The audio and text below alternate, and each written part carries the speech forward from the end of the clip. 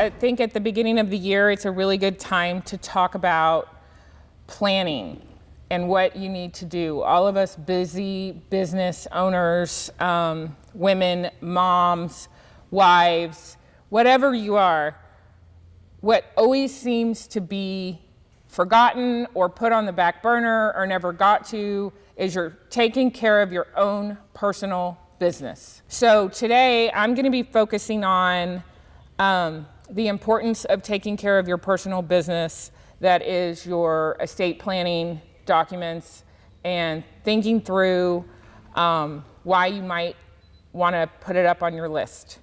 So what I'd like to do is I'm going to ask you some questions, and if it applies to you, I'd like you to raise your hand, and I would like you to keep your hand raised until I get all the way through. And if I hit more than one, you can maybe put 2 hands up.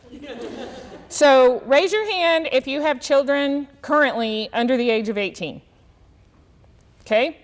Raise your hand if you are in a blended family, meaning it's you're married maybe to a second husband, you have his kids, your kids, blended kids.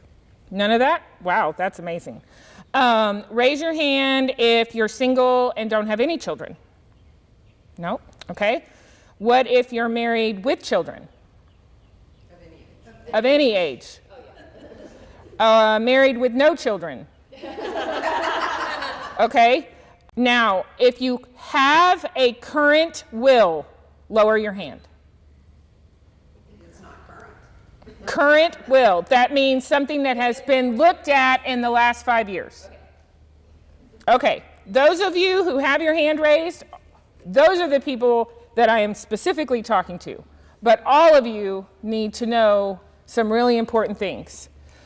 For those of you who don't have wills, Texas is a community property state.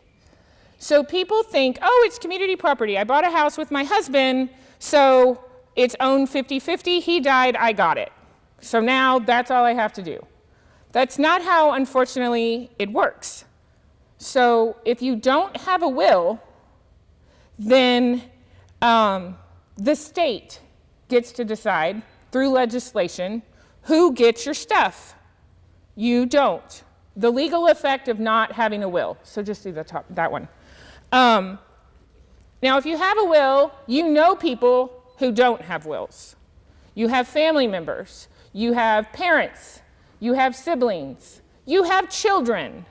For those of you who have adult children who are over the age of 18, guess what? You don't have any say over them anymore. So this document is just to kind of show you how inheritance works in Texas if you don't have a will.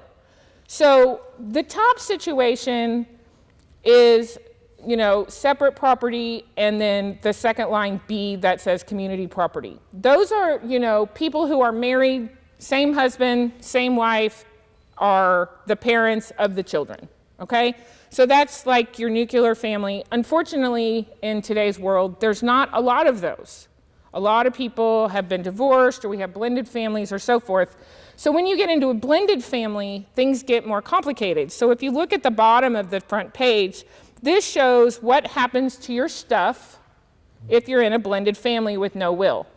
This was my situation when I married my husband, and he had an 11-year-old son and an ex-wife he hated. And it still took us 10 years to get a will. So if he had died before we had gotten a will that said I got everything, you can see that the house we bought, my half would be the surviving spouse, and my stepson would have owned the other half. And he wasn't 18 yet, which means what? It means that I probably would have been owning my house with my husband's ex-wife. That's the kind of thing that happens when people don't deal with having a will. If you look on the back, you can see what happens in other situations for people with no children. So you can see if you have parents but no siblings, then your dad and your mom are going to get your estate. If you have siblings, it's going to be split between your parents and your brothers and your sisters. Now, I hope that nobody in this room is like the majority of the people that Haley and I see, But there's a lot of families that don't like each other. They don't like their brother. They don't like their sister. They haven't spoken to their mother in 20 years. Unfortunately, we live in a very broken world. And the ramifications of not preparing is that your stuff that you've worked for doesn't necessarily go where you want it to go. It doesn't go to a charity. It doesn't go to your best friend. It doesn't go to your roommate that you've lived with for, 20 years and has helped you through every dark day. It goes to all of these people that you may or may not even have a relationship with. So that is the biggest reason that everyone needs to do a little bit of estate planning.